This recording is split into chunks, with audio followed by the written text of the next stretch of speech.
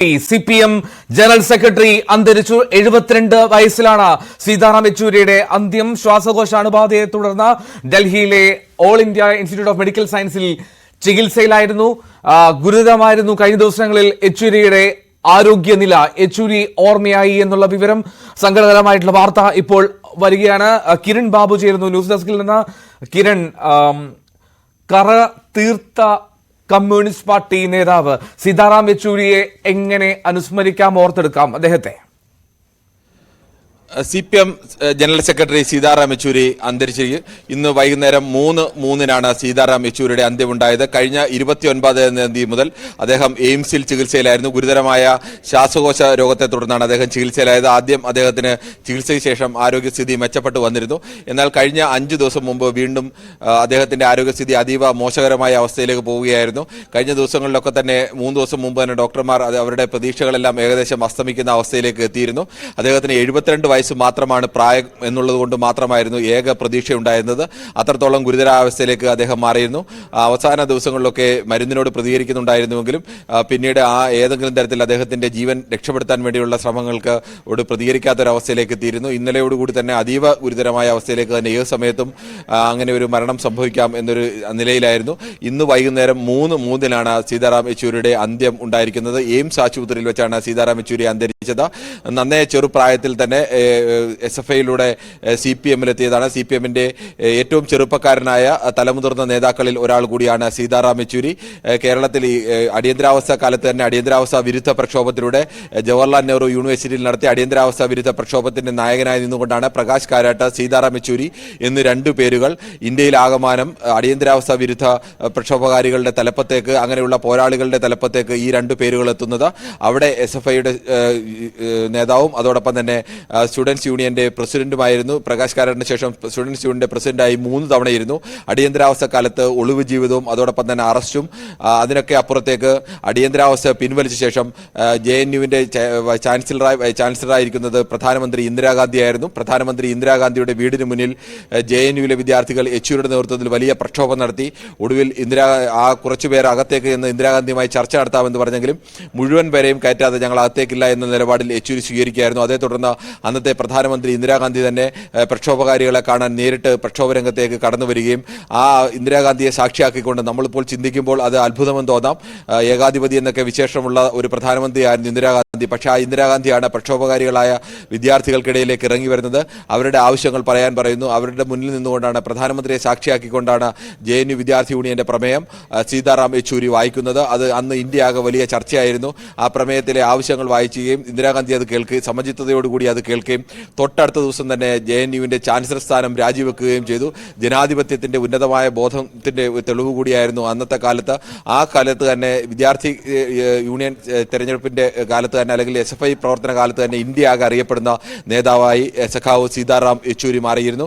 അതിനുശേഷം അദ്ദേഹം CPMന്റെ മുഴുവൻ സമയ അംഗമായി മാറി. മുഴുവൻ സമയ അംഗമായി മാറിയ ശേഷം ഡൽഹി കേന്ദ്രീകരിച്ചായിരുന്നു അദ്ദേഹത്തിന്റെ പ്രവർത്തനം പ്രധാനമായും ഉണ്ടായിരുന്നത്. 1984 EMS നമ്പൂതിരിപ്പാട് CPMന്റെ ജനറൽ സെക്രട്ടറി ആയിരിക്കുന്ന സമയത്താണ് സീതാറാം യെച്ചൂരിയെ പ്രകാശ് കാരാട്ടിനെയും S രാമേന്ദ്രൻ പിള്ളയും അടക്കം കേന്ദ്ര കമ്മിറ്റിയിലേക്ക് തിരഞ്ഞെടുക്കുന്നത്. അന്ന് നന്നേ ചെറുപ്പക്കാരായിരുന്നു. 32 വയസ്സു മാത്രം പ്രായമുള്ളപ്പോഴാണ് സീതാറാം യെച്ചൂരി CPMന്റെ കേന്ദ്ര കമ്മിറ്റിയിൽ എത്തുന്നത്. അതിനുശേഷം അദ്ദേഹം കേന്ദ്ര കമ്മിറ്റി ഡൽഹി കേന്ദ്രീകരിച്ചുള്ള പ്രവർത്തനങ്ങളിലായിരുന്നു. 1985 CPM പുതിയ തലമുറ നേതൃത്വം വരണം എന്നുള്ള അഭിപ്രായം CPMൽ ഉയരുകയും അങ്ങനെ 85 ഒരു സെൻട്രൽ സെക്രട്ടേറിയറ്റ് രൂപീകരിക്കുകയും ചെയ്തു. ഒരു 5-അംഗ സെൻട്രൽ സെക്രട്ടേറിയറ്റ് ആണ് രൂപീകരിച്ചത്. ഈ 5-അംഗ സെൻട്രൽ സെക്രട്ടേറിയറ്റിൽ സീതാറാം യെച്ചൂരി, പ്രകാശ് കാരാട്ട്, S രാമേന്ദ്രൻ പിള്ള, P രാമേന്ദ്രൻ, സുനിൽ മൊയ്ത്ര, ഈ 5 പേരായിരുന്നു ഉണ്ടായിരുന്നത്. അതിൽ ഏറ്റവും ഇളമുറക്കാരൻ സീതാറാം യെച്ചൂരി ആയിരുന്നു. പ്രകാശ് കാരാട്ട് 37 വയസ്സും S രാമേന്ദ്രൻ പിള്ളയ്ക്ക് 47 വയസ്സുമായിരുന്നെങ്കിൽ അന്ന് 33 വയസ്സ് മാത്രം ഉണ്ടായിരുന്ന സീതാറാം യെച്ചൂരിയും അങ്ങനെ CPMന്റെ PB അംഗമല്ലെങ്കിലും PBയിലെ പ്രത്യേക ക്ഷണിതമായി പങ്കെടുക്കാൻ കഴിയുന്ന സെൻട്രൽ സെക്രട്ടേറിയറ്റ് എന്ന സംവിധാനത്തിലേക്ക്, പാർട്ടി ഭരണഘടന അനുസരിച്ചുള്ള സംവിധാനമല്ല സെൻട്രൽ സെക്രട്ടേറിയറ്റ്, അല്ലാതെ തന്നെ പാർട്ടി ഭരണ സൗകര്യത്തിനു വേണ്ടി രൂപീകരിച്ചാണ് ആ സെൻട്രൽ സെക്രട്ടേറിയറ്റിന്റെ ഭാഗമായി. അതിനുശേഷമാണ് അദ്ദേഹം പിന്നീട് ഹർകിഷൻ സിംഗ് സുർജിത്ത് സെക്രട്ടറി ആകുമ്പോൾ PB-യിലേക്ക് വരുന്നത് സീതാറാം യെച്ചൂരിയും പ്രകാശ് കാരാട്ടും എസ് രാമേന്ദ്രൻ പിള്ളയും ഒരുമിച്ചാണ് അന്ന് പോളിറ്റ് ബ്യൂറോയിലേക്ക് എത്തുന്നത്.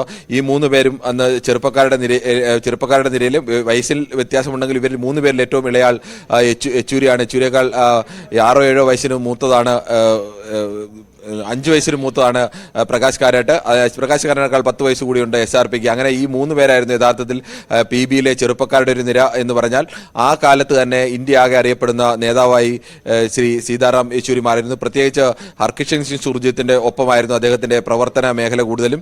അന്ന് ഇന്ത്യയിൽ മുന്നണി ഭരണം വരുമ്പോൾ ഐക്യമുന്നണി ഭരണത്തിലെയൊക്കെ നിർണായകമായ മുന്നണി സംവിധാനത്തെ കൂട്ടിയോജിപ്പിക്കുന്നതിൽ ഏറ്റവും സുപ്രധാനമായ പങ്കുവഹിച്ച നേതാവ് കൂടിയായിരുന്നു ഹർകിഷൻ സിംഗ് സുർജിത്ത്.